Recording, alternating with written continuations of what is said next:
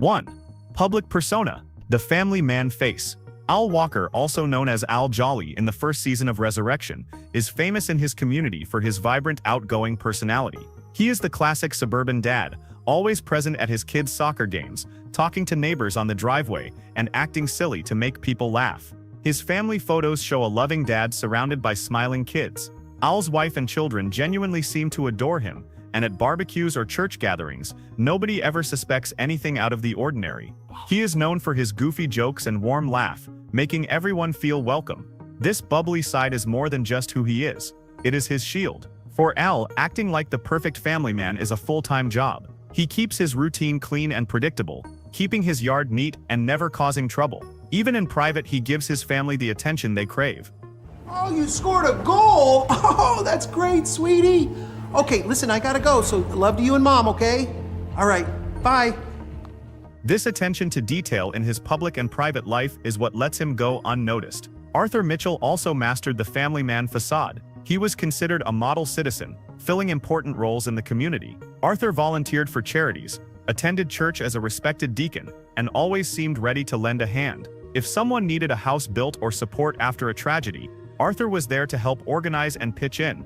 His kindness won the trust of everyone around him. However, the way he treated his family in private was not the same. His family was terrified of him. Both Al and Arthur show how dangerous this family man mask can be. Their communities see them as pillars, good husbands, good fathers, and upstanding citizens. The truth is, this smiling public identity is carefully built to hide who they really are inside.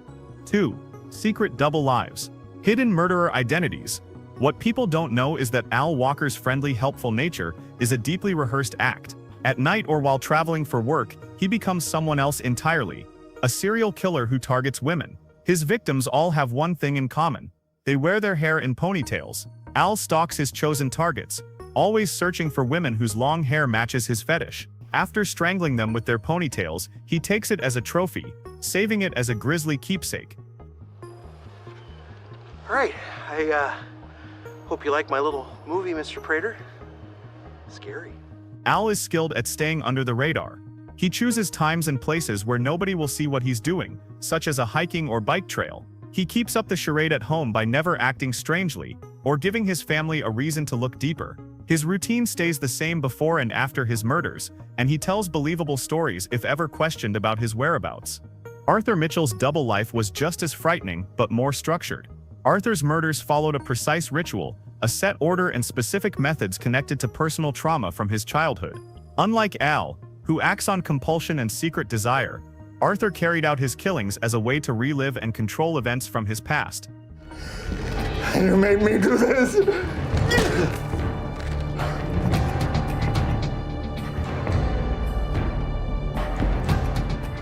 His ritual involved 4 separate murders every killing cycle, each one echoing the tragedies of his own family members. Even their families are fooled. Arthur's wife and children lived under strict control, and they feared him, but they never imagined that when he left home he was the Trinity Killer. Al's family, meanwhile, simply has no clue, because Al is careful never to let his darkness cross into his home life, and he seems to genuinely love his wife and children. 3. Rituals and trophies. Why they kill and what they collect. Al Walker's ritual revolves around hair. He is obsessed with women's ponytails. It is so strong that his serial killer nickname is Rapunzel. The ritual doesn't end with killing them. Every murder must provide a trophy. After strangling his victims, Al carefully cuts off and keeps their ponytails. This collection of hair represents his need for control, excitement, and personal satisfaction. It is the secret heart of why he kills. Each trophy is proof of a successful hunt, giving him power and pleasure only he understands. The ritual is planned but also unpredictable, driven by urges he cannot fight. Unlike Al, Arthur Mitchell, aka the Trinity Killer, followed a rigid kill sequence. Each kill represented a moment of tragedy from his own childhood. First, he would bury a young boy alive to symbolize how he felt after his sister and mother died, leaving him to be beaten daily by his father, who blamed him. Second, he killed a young woman in a bathtub to reenact his sister's accidental death. Third, he forced a mother to jump from a very high location, reflecting his mother's suicide. Finally, he would bludgeon a man to death, symbolizing how he killed his father. Each step was methodical. It was in the same order every time. Each murder must mimic the traumatic events exactly, down to the smallest details. Arthur, didn't collect trophies. Instead, he smeared ashes from his sister's urn at every crime scene. For both men, ritual is about making sense of their inner chaos. Al's trophies let him relive the moment he dominated his victim, keeping the memory alive. Arthur's cycles allowed him to turn pain into power again and again. Pop-Pop says it's time for a haircut. They all have to die. In both cases, the ritual is not a random choice. It is a structure that makes their crimes meaningful to themselves, even as it makes them more dangerous to the world around them. 4. Family manipulation, control, and impact at home. Both Al Walker and Arthur Mitchell used their families as tools to support their double lives. Arthur was stricter and more violent with his family, turning his home into a place of fear. He locked his family in a routine, where they must follow every rule or face harsh punishment, like being locked in a room or having their fingers broken. Arthur's wife and children knew they were never truly safe around him, but they acted like everything was fine to outsiders.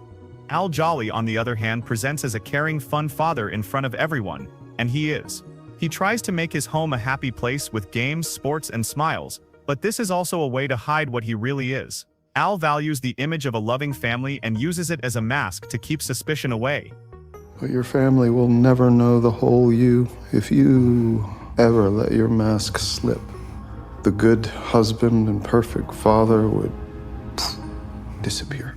Inside, however, both men's families suffer.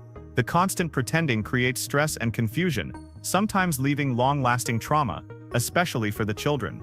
5. Methods of avoiding detection. Both Al and Arthur are experts at blending in and hiding their true selves in plain sight. Arthur took on important roles in his community, helped at church, did charity work, and acted like a model citizen. This public face made it hard for anyone to think of him as dangerous. Al is different, but still hides in plain sight by being outgoing and friendly, always looking happy to see people and eager to help out. His charm stops people from suspecting him, and he's careful to keep his criminal actions separate from his public life. Oh, pal. I try to keep the Prater world separate from my family life. You understand. I do. Both know that acting ordinary is their best shield. They take advantage of the fact that people will trust a friendly face or believe in community leaders. Their shared talent for acting helps them get away with their crimes for years. 6. Childhood trauma and its lasting effects. Arthur Mitchell's entire life was shaped by things that happened to him as a child.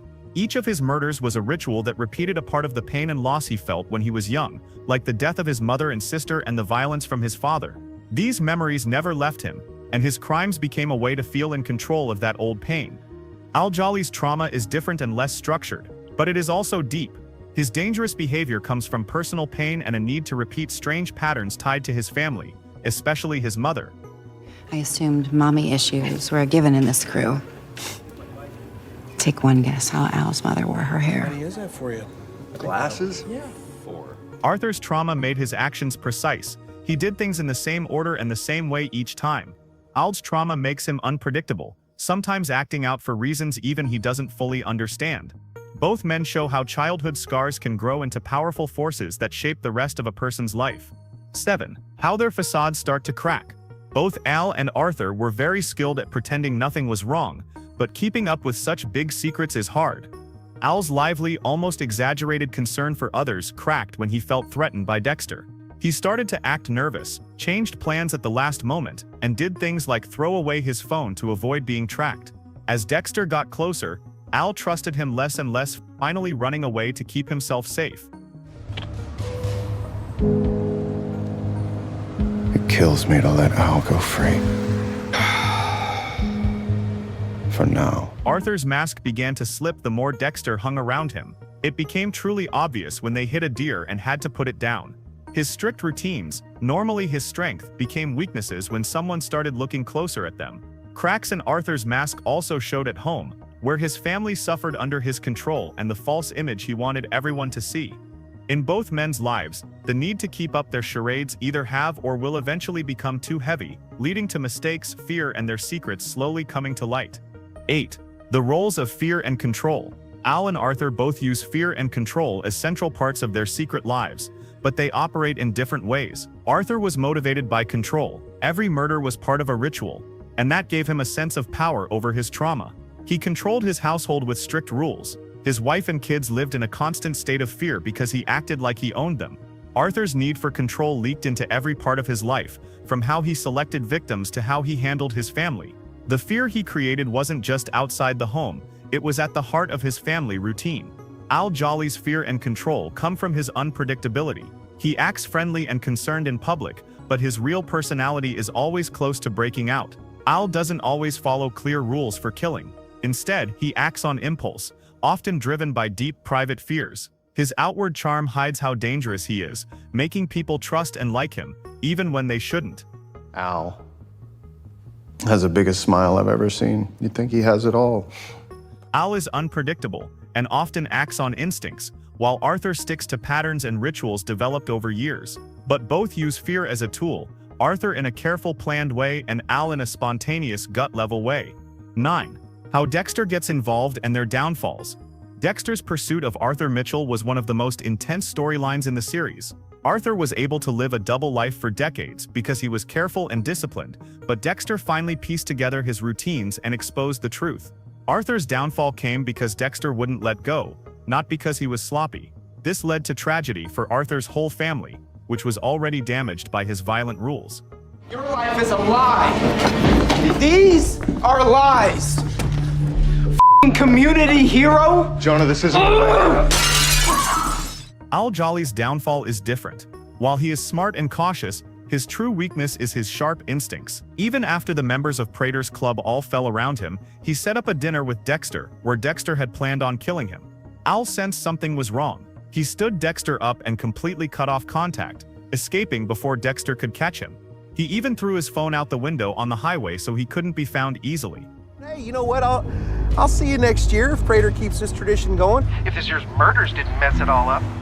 Even though Dexter eventually finds out Al Jolly's real name was Al Walker, along with where he lives, Al has proven to be harder to trap than the others. Unlike them, Al didn't underestimate Dexter and won't fall for the same tricks. This sets up a long-lasting chase, at least into Season 2.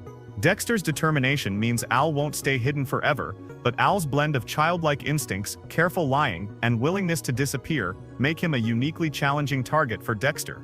The story hints that Dexter will eventually catch him, but Al's unpredictability could stretch their rivalry over several episodes or possibly even longer. Some people can't be fooled for long. Next, see how FBI agent Frank Lundy picked up on every clue that Dexter wasn't just another face in Miami, and how his sharp instincts nearly exposed Dexter's biggest secret.